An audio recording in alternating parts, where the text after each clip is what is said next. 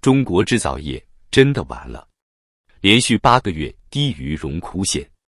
這不是技術調整，這是系統性塌陷，是一整個時代的拐點。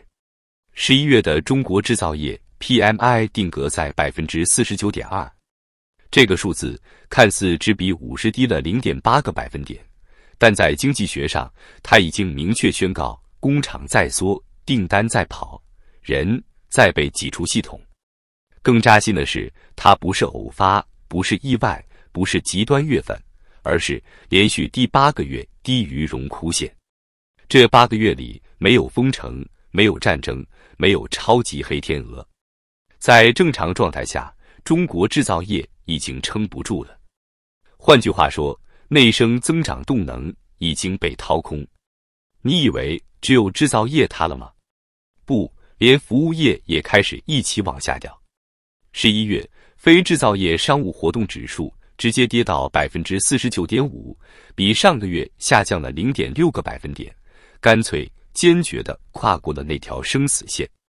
綜合 PMI 產出指數更狠 49.7%， 這是自2023年以來首次跌破榮枯線。這不僅是製造業的問題，而是整條經濟鏈條在失血。上游不生產，下游沒人買，實體不賺錢，服務沒人消費，中產縮緊錢包，底層直接躺平。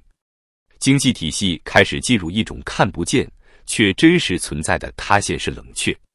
再看企業規模，大型企業 PMI 49.3%， 比上個月還降了 0.6個百分點。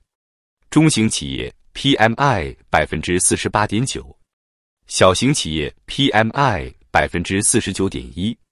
注意，這裡沒有一個是在榮枯線上的。大企業不敢擴產，中企業活得艱難，小企業已經在生死線上打滾。過去人們還相信龍頭企業能帶動，可現在就連所謂的龍頭也已經氣若游絲，訂單斷裂，利潤消失，產線縮水，裁員成常態。而從更細分的分類指數來看，生產指數低於榮枯線，新訂單指數低於榮枯線，原材料庫存指數低於榮枯線，從業人員指數低於榮枯線，只有一個指數高於榮枯線，供應商配送時間指數，說明不是運力問題，不是物流問題，而是一個更恐怖的現實。東西運得出去，但根本沒人要了，需求塌了，訂單沒了，人心冷了，房地產繼續深不見底的調整，消費和投資需求一起疲軟，外部環境也沒有任何奇蹟。尤其是2025年第4季度，美國高關稅政策的衝擊開始真正顯現，訂單外遷、供應鏈重組、外資撤離的滯後效應開始在數據裡一個一個浮現出來。那些本來靠出口活命的工廠，現在連呼吸都變得困难。不是說中美貿易摩擦緩和了嗎？是的，表面上緩和，但價格指數依然分化嚴重。這說明什麼？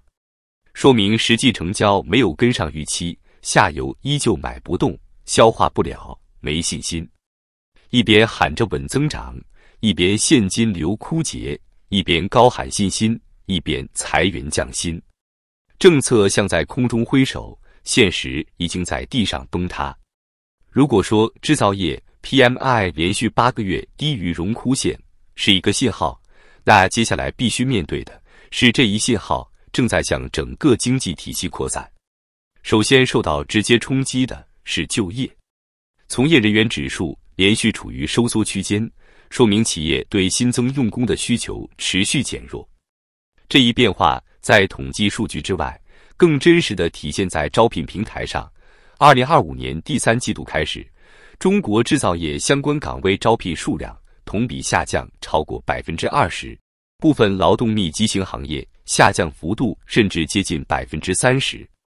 崗位收縮意味着居民收入增長進一步放緩，而收入預期下降幾乎必然會帶來消費的同步趨弱，這已經在最新的非製造業數據中體現出來。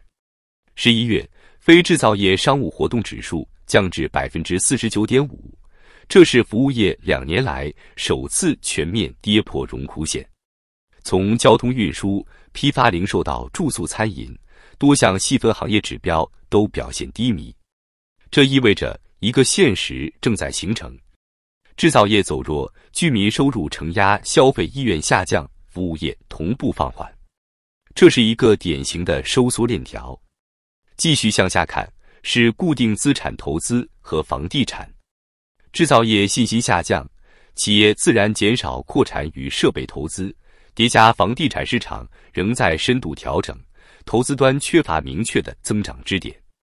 土地成交持續低迷，使地方政府土地財政收入繼續收縮，直接限制了基建投資的空間。數據顯示，多地基礎設施項目審批速度放緩，開工率下降，部分項目被迫延後甚至暫停。這意味着本該托底經濟的基建投資也因資金壓力而效力減弱。與此同時，外需的不確定性開始重新被放大。2025年第4季度，美國繼續維持對部分中國商品的高關稅政策，歐洲、日本經濟復甦力度不足，新興市場需求也出現波動。出口企業面臨3重壓力：訂單減少、利潤壓縮、競爭加劇。特別是在電子、家電、機械製造等傳統出口領域，來自東南亞與墨西哥的替代正在增強，中國的價格優勢被不斷擠壓。這在製造業的新訂單指數上體現得非常明顯。新訂單指數連續處在收縮區間，說明未來生產活動的動能仍然不足，即便短期出現小幅反彈，也難以形成持續趨勢。更需要強調的一點是，目前的收縮並非由單一事件造成，而是多重因素共同疊加的結果，包括房地產長期下行對產業鏈的拖累，居民部門負債率高企帶來的消費抑制，企業部門利潤率下降導致的投資意願不足，外部貿易環境惡化，地方財政承壓影響公共支出能力。這些問題的共同特點是很難通過短期政策一次性解決。因此，雖然11月製造業 PMI 比10月略有回升 0.2個百分點，但這一變化更接近技術性波動，而非趨勢性反轉。在缺乏新增長引擎的前提下，經濟仍然處於弱修復狀態，隨時可能再次回落。綜合 PMI 產出指數跌至 49.7%， 是一個非常清晰的信號，整個經濟活動水平已經低於自然擴張區間。這並不意味着崩潰，但它意味着增長正在失去慣性，需要更長時間的調整週期。從歷史經驗看，一旦製造業長時間運行在榮枯線下，往往會伴隨3種現象：就業結構被動調整，企業加速出清，居民資產負債表修復週期拉長。換句話說，這是一段以修復和收縮為主旋律的階段，而不是擴張和繁榮。2025年的後續走勢，很大程度上取決於3點：房地產能否真正止跌企穩，外部貿易環境是否出現實質性改善，居民和企業信心是否能夠企穩回升。如果這3點無法同時出現轉機，那麼製造業 PMI 很可能將在較長時間內圍繞50上下波動，而難以重新進入強勁擴張區間。